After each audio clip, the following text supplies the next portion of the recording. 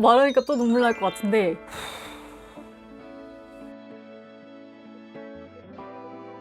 안녕하세요, 공부기 여러분, 공백입니다. 오늘은 2026년 올해 처음으로 제 눈물 버튼이 된 작품을 하나 소개하려고 합니다. 여러분, 1959년에 어떤 일들이 벌어진 줄 아세요? 되게 많은 일들이 벌어졌지만 의학계에서 굉장히 획기적인 발표 하나가 납니다. 모리스 굴롱, 피에르 몰라레라는 의사 두 명이 국제신경학회에서 이런 발표를 해요. 심정지는 죽음의 징표가 아니다. 이제부터는 두뇌 기능이 정지하면 이것을 죽음으로 본다 라고 선언합니다. 즉, 우리가 아는 뇌사 상태인 거죠. 그러면서 이 사람들이 제시한 개념이 뭐냐면 비가역 콤마라는 개념입니다. 비가역, 절대로 되돌릴 수 없는 뇌의 콤마 상태라는 거죠. 바로 이 지점에서 우리가 흔히 알고 있는 장기 기증이라는 게 가능해집니다. 이들의 이러한 발표는 이후 소생의학에서 획기적인 변화를 일으켜가게 돼요. 자, 바로 이런 일이 있었던 1959년에 태어난 한 남자가 있습니다. 이름은 레볼이라고 하고요. 이 사람은 후에 상징적이게도 소생의학과에서 일하는 의사가 돼요. 그리고 그가 의사로 근무하던 어느 날 아침 한 명의 위중한 환자가 병원에 도착하게 됩니다. 환자는 20살 남성 시몽 랭브르입니다. 이 작품은 새벽 5시 50분 시몽 랭브르가 잠에서 깨면서 시작됩니다. 이 시간을 잘 기억해두세요. 시몽은 친구들과 서핑을 하러 차가운 바닷가에 나가게 됩니다. 그리고 여기서 돌아오는 길에 교통사고를 당하게 되고요. 병원으로 옮겨진 시몽은 뇌의 소생 가능성이 전무하다는 진단을 받게 돼요. 즉, 아까 말했던 비가역 콤마 상태가 된 거죠. 급하게 병원으로 달려온 시몽의 부모님은 이 혼란과 슬픔이 가시기도 전에 아들의 장기 적출, 즉 장기 이식을 권유받고 수락하게 됩니다. 시몽의 장기들은 아주 긴박한 탐색, 수술, 이동의 과정을 거쳐서 장기 이식을 기다리던 여러 명의 몸속으로 들어가게 됩니다. 이 모든 과정이 종료되는 시점에서 이 소설 역시 종료되는데요. 이 시간이 정확히 다음날 5시 49분.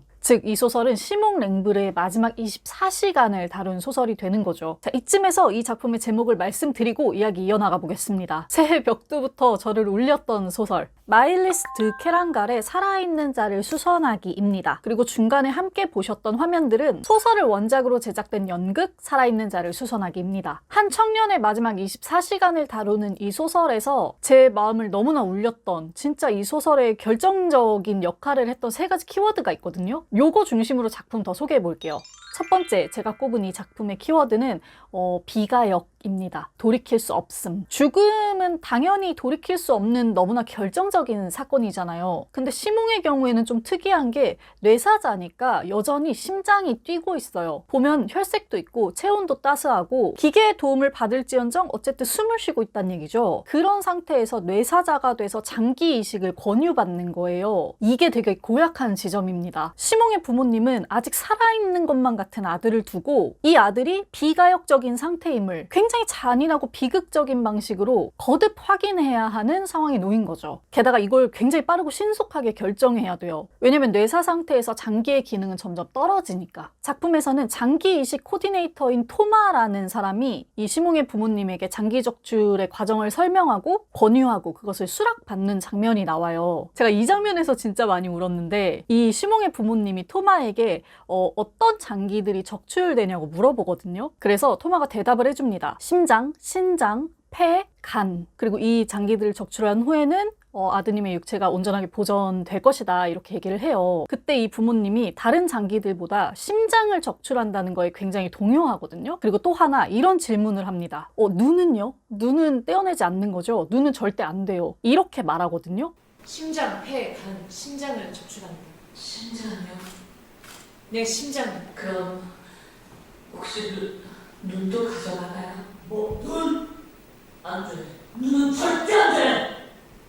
말하니까 또 눈물 날 것 같은데, 제가 책을 읽을 때도 여기서 완전 터져버렸어요. 책에서 이렇게 쓰고 있습니다. 각각의 장기에 실리는 상징의 무게가 같지 않음은 잘 알고 있다. 그건 감정이입이다. 왜냐하면 시몽의 눈, 그건 그저 그 아이의 신경망막, 그 아이의 호박단천처럼 빛에 따라 변하는 홍채, 그 아이의 수정체 앞에 위치한 순수하게 검은 동공이기만 한 게 아니었다. 그건 그 아이의 눈빛이기도 했다. 이렇게 쓰여 있어요. 이렇게 눈에 보이는 것과는 다른 이 아이의 어떤 비가역적인 상황을 인정하고 결정을 내려야만 하는 그런 부모님의 모습이 찬상이 정말 오래 남더라고요. 제가 꼽은 두 번째 키워드는 단속성입니다. 이 시몽이 사고가 났을 때 어머니가 가장 먼저 연락을 받아요. 그리고 전화를 받은 바로 이 시점부터 자신의 인생이 완전히 이전으로는 돌아갈 수 없는 결정적이게 다른 종류가 되어버렸음을 실감하거든요. 그래서 소설에서 뭐라고 하냐면 전화벨 소리가 시간의 연속성을 쪼개놓았다 이렇게 얘기를 해요. 더 슬픈 건 이제 이 어머니가 아버지한테 전화를 해서 이 사실을 알려야 되는 거죠. 아버지는 아직 모르니까. 그래서 아버지한테 전화를 거는데 그래서 이제 아버지한테 전화를 거는데 이 장면이 또 억장이 무너져요. 소설에 이렇게 쓰여 있습니다. 곧 갈게. 금방 갈 수 있어. 지금 어디지? 이제 그의 목소리는 투항을 선언한다. 그 목소리가 마리안과 합류했다. 행복한 사람들과 저주받은 사람들을 가르는 얇은 막을 꿰뚫었다. 기다려. 즉 내가 이미 속해 있는 완전히 달라진 이 세계로 남편을 이제 끌어들이는 장면인 거죠. 이게 너무 절망적이고 너무 외로워가지고 이게 너무 외롭고 절망적이어서 제가 그 연극을 볼 때도 얼마나 울었는지 몰라요. 진짜 그만 울어야 되는데. 방금 말씀드린 두 번째 키워드 단속성과 더불어서 정말 잔인하게 같이 드러나는 게 연속성입니다. 둘이 반대죠. 시몬과 부모님, 그들의 삶이 완전히 이전과 달라진 것과는 별개로 이 세상의 다른 것들은 그냥 흘러가요. 죽지도 않고 소멸되지도 않고 그 어떤 영향도 받지 않고. 이 장면이 되게 잘 드러나는 게 소설에서 실제로 시몬이 적출 수술을 받고 있을 때 바깥에서 축구 경기가 열리거든요. 시몬 랭블의 살아있는 장기에 적합한 대상자들을 찾고 있는 이 순간에 병든 몸에 그 장기들을 분배하고 있는 이 순간에 수천 개에 달하는 폐들이 저곳에서는 다 같이 부풀어 오르고 수천 개에 달하는 간들이 맥주를 흠뻑 머금고 수천 개에 달하는 신장들이 육체의 노폐물을 동시에 걸러내고 수천 개의 심장들이 들뜬 분위기 속에서 펌프질을 해대는 걸 상상한다. 그러다가 갑자기 세상의 파편화에 이 공간의 현실의 절대적 단속성에 소스라친다. 무한히 갈라지는 서로 다른 경로로 산산이 흩어지는 인간 군상. 이렇게 나와 있습니다. 단속성과 연속성이 함께 존재하는 순간. 이런 장면들을 보면은 정말 이 연속성과 단속성이 사람을 얼마나 외롭게 할 수 있는지, 그리고 나머지 다른 사람들을 어떻게 살아가게 할 수 있는지, 이런 것들이 되게 많이 느껴져요. 너무 좋은 문장이었던 것 같고, 이제 시몽의 장기가 다른 사람의 몸속으로 들어가게 되면서 이 소설이 종료돼요. 정확히 24시간 뒤에. 이게 되게 중요해요. 이 부분이 제가 생각하기에 이 소설을 심파로 만들지 않는 굉장히 결정적인 부분이었거든요. 또 죽어있는 자를 수선하는 게 아니라 살아있는 자를 수선하기라는 이 책의 제목에도 너무 잘 어울리는 상징적인 장면이었고요.